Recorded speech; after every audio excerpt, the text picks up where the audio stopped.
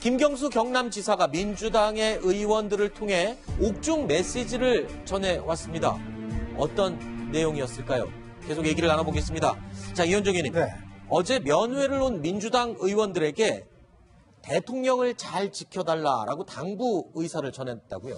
사실 이제 김경수 지사가 구속되고 난 다음에 바로 또 설 연휴가 있었지 않습니까? 네. 그렇다 보니까 실적으로 이제 외부 인사들하고 이제 그렇게 접촉할 수 있는 기간이 많지가 않았어요. 네. 아마 내부에서 본인이 많은 생각들을 했을 겁니다.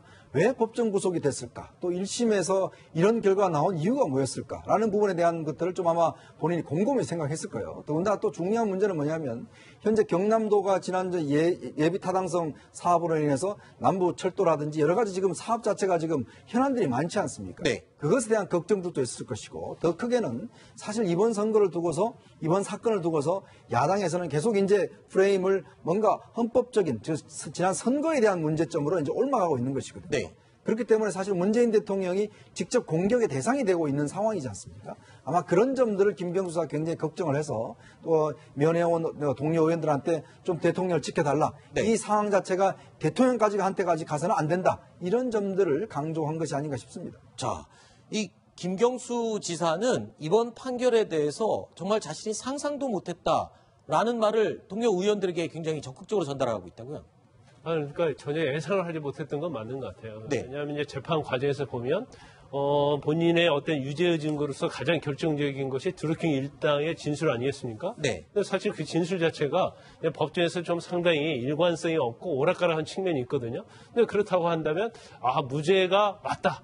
확신을 하고 있었던 걸 보입니다. 그런데 사실 드루킹 일당의 어떤 진술 자체에 일부가 일관성이 없다 하더라도 사실 뭐 텔레그램이랄지 여러 가지가 있거든요. 그런데 그러한 내용이 사실 법정에서 현출됐을 때 너무 좀 안이하게 생각하지 않았나 싶어요. 그러니까 진술 일관성이 없으니까 무죄인데 뭐 저런 것들이 뭔 필요가 있을까.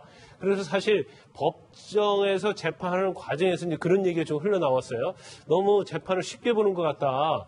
그래서 아마 이런 결과되지 않았나 싶고 아마 김경수 지사 입장에서는 아마 이 결과가 굉장히 한이 될 거예요. 그리고 아마 변호사에게 거의 의지를 하면서 재판을 했을 가능성이 크다고 봅니다. 네. 그렇지만 느릅나무 사무실에 간 거랄지 서로 텔레그램 주고받고 한 것들에 대해서는 김경수 지사가 제일 잘 알아요. 네. 그렇기 때문에 아마 법정 구속이 된 다음부터는 본인이 1심 판결문을 엄청나게 정독을 하면서 네. 준비를 하고 있다고 그럽니다. 네. 즉 변호사에만 맡겨두지 않고 내가 이 판결문을 완전히 정독해서 네. 그다음에 2심 법정에서 반드시 무죄를 받겠다. 이제 네. 그런 의지를 가지고 있는 것으로 보여요. 그런데 야당의 반응은 별로 좋지가 않습니다. 왜냐하면 재판부의 판단을 지금 부인하는 거잖아요. 그러면 헌법에 불복하는 것이냐, 비상식적이 아니냐 이렇게 비판을 하고 있습니다. 강선우 의원님은 어떻게 보십니까? 야당의 비판에 대해서.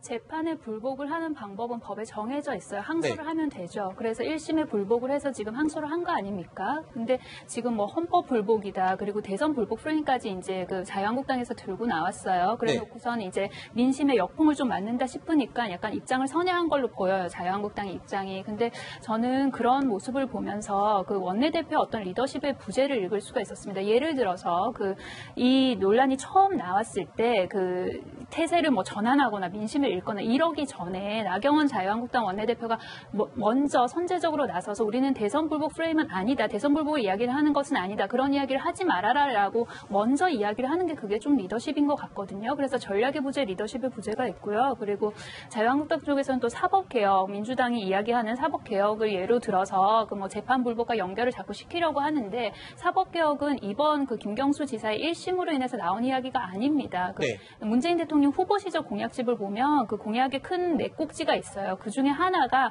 적폐청산과 개혁이거든요. 그리고 네. 그 적폐청산과 개혁 안에 사법개혁도 들어가 있는 거고요. 그래서 이번 그 1심을 가지고 뭐 재판 불복을 한다, 헌법 불복을 한다 이것은 자유한국당의 좀 전략 미스가 아닌가라는 생각 듭니다. 알겠습니다. 자, 이번 이야기는 여기서 마무리 짓도록 하고요. 다음 소식으로 이어가 보겠습니다.